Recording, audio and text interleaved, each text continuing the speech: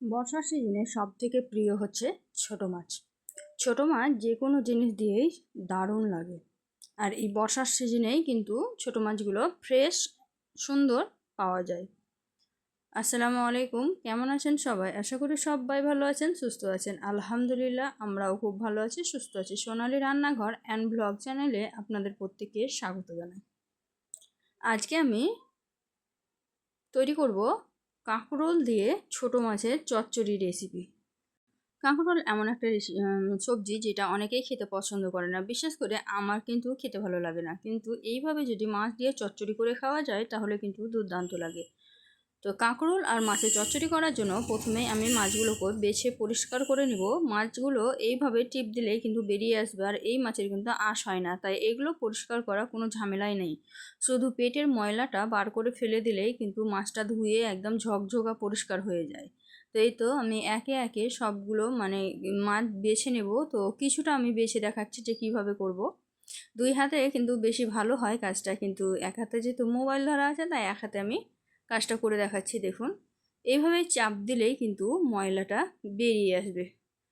তো বেশ কয়েকটা মাছ আমি একইভাবে পরিষ্কার করে দেখালাম আপনাদেরকে।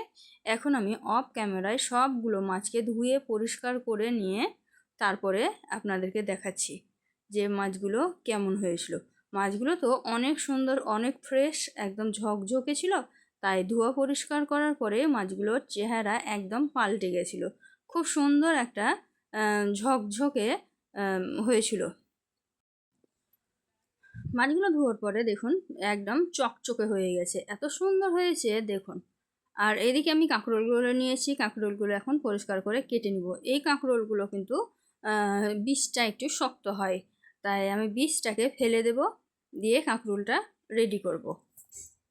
তো প্রথমেই আমি কাঁকরোলটাকে দুই ভাগে ভাগ করে নিলাম, তারপরে একটা কাঁটা চামচের সাহায্যে বীজগুলোকে বার করব। তাহলে কিন্তু ভিতরে যে সমস্ত মানে ভিতরের সব অংশ বেরিয়ে আসবে না, শুধু কাঁটা বীজগুলোই বেরিয়ে আসবে এইভাবে কাঁটা চামচ দিয়ে করলে।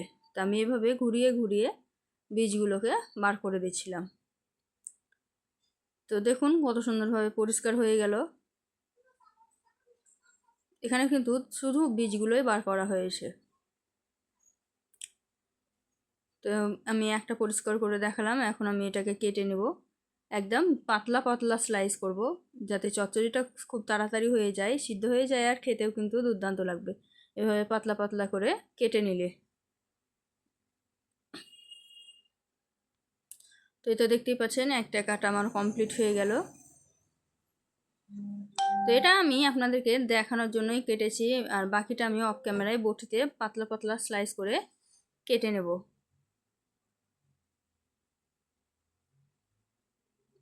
তো সবগুলো উপকরণ আমার কাটা রেডি হয়ে গেছে। দেখুন মাছগুলো ফ্রেশ, আর পেঁয়াজটাও কুচি করে নিয়েছি, দুটো মোটো সাইজের পেঁয়াজ নিয়েছি, আর এদিকে কাঁকরোলগুলোই কিন্তু স্লাইস করে নিয়েছি একদম পাতলা পাতলা করে।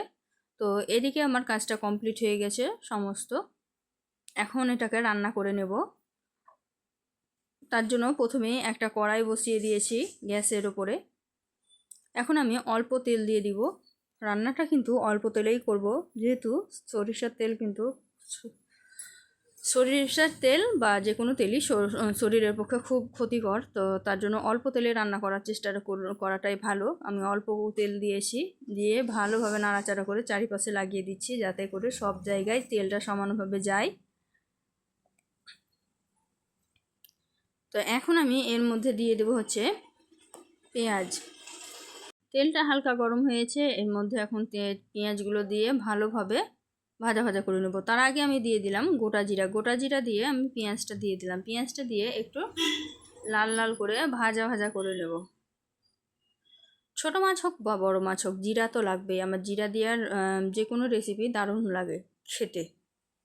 তো দেখুন কত অল্প তেল দিয়েছি, অল্প তেলের মধ্যে পেঁয়াজটাকে সুন্দরভাবে ভাজা ভাজা করে নিচ্ছি। এখন আমি এর মধ্যে দিয়ে দিব হচ্ছে হলুদ গুঁড়ো। প্রথমে লবণ দিয়ে দিলাম, তাহলে কিন্তু নরম হয়ে যায় পেঁয়াজটা খুব তাড়াতাড়ি। আর যেহেতু অল্প তেল দিয়েছি, তাই জলটা ছেড়ে পেঁয়াজটা ভালোভাবে লাল লাল করে কষানো হয়ে যাবে।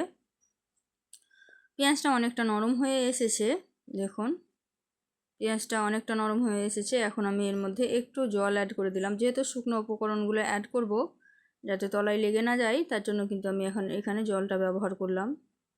এতে করে পেঁয়াজটাও সিদ্ধ হয়ে যাবে আর মশলাটাও কিন্তু গায়ে লাগবে না। প্রথমে দিয়ে দিচ্ছি হলুদ গুঁড়ো। হলুদ গুঁড়ো দিয়ে দিলাম, তারপরে দিয়ে দিয়েছি লঙ্কা গুঁড়ো, অল্প পরিমাণে লঙ্কা গুঁড়ো দেব। হলুদটাকে নাড়াচাড়া করে মিক্সড করে নিলাম।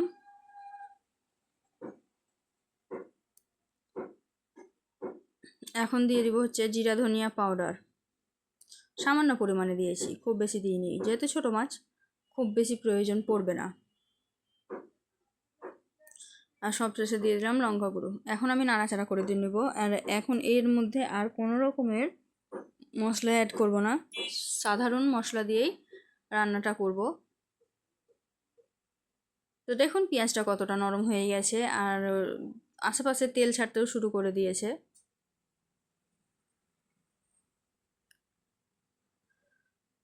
আশেপাশে সুন্দরভাবে তেল ছেড়ে দিয়েছে। এখন আমি এর মধ্যে দিয়ে দেবো কাঁকরোল।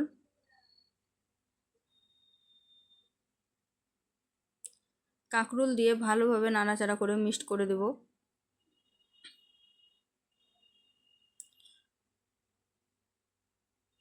তো দেখতে পেলেন কাঁকরোলটা দিয়ে ভালোভাবে আমি মিক্সড করে দিলাম।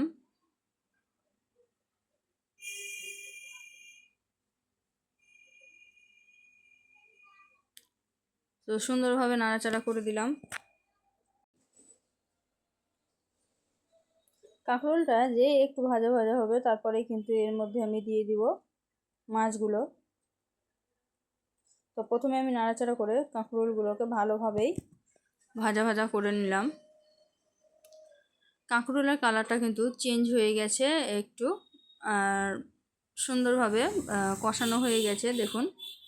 এখন এর মধ্যে মাছগুলো দিয়ে দিব।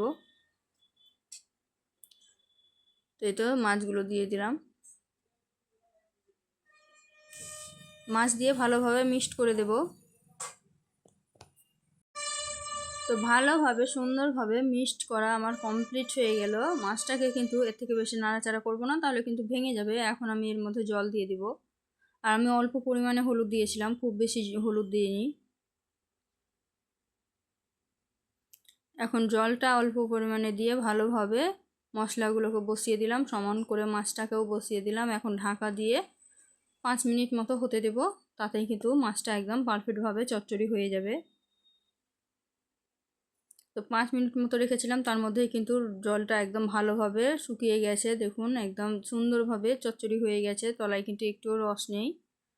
তা রেসিপিটা একদম পারফেক্টভাবে কমপ্লিট হয়ে গেছে। গ্যাসের আঁচটা বন্ধ করে দিয়েছি। এই তো আমি দেখানোর চেষ্টা করছি যে তলায় দেখুন একটুও লাগেনি আর পারফেক্টভাবে কমপ্লিট হয়ে গেছে দেখুন। আশেপাশে আমি দেখালাম দেখুন, কোথাও কিন্তু একটু লাগেনি, সুন্দরভাবে হয়ে গেছে। খুব অল্প মশলায় অল্প তেলে ছোটো মাছের এইরকম চচ্চড়ি খেতেও যেমন ভালো, শরীরের পক্ষেও কিন্তু অনেক উপকার। তা আজকের রেসিপিটা কেমন লাগলো বন্ধুরা সবাই একটু কমেন্টে জানাবেন। আর যদি ভালো লেগে থাকে তাহলে অবশ্যই লাইক শেয়ার কমেন্ট করে দিবেন। আর যারা কাঁকরোল খেতে পছন্দ করেন না তারা অবশ্যই এইভাবে একবার রান্না করে দেখবেন, অবশ্যই ভালো লাগবে। তো আজকের ভিডিওটা খুব বেশি বড় করব না, আজকের ভিডিওটা এই পর্যন্ত। দেখা হবে এই ধরনেরই আরও নিত্য নতুন রেসিপি নিয়ে পরবর্তী ভিডিওতে। ততক্ষণ সবাই ভালো থাকবেন, সুস্থ থাকবেন, আর আমার জন্য একটু বেশি বেশি করে দোয়া করবেন। খোদা হাফিজ।